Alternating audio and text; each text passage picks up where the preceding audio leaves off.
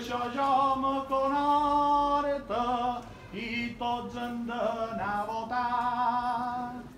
Mallorca mai no s'atura i sempre han d'estar ben drets, perquè aquesta dictadura mos llevarà tots els drets.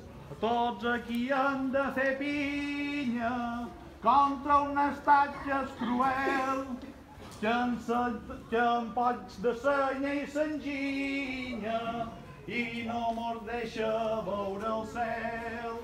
Jo des que hi pot ser cunya i en això hem de viure.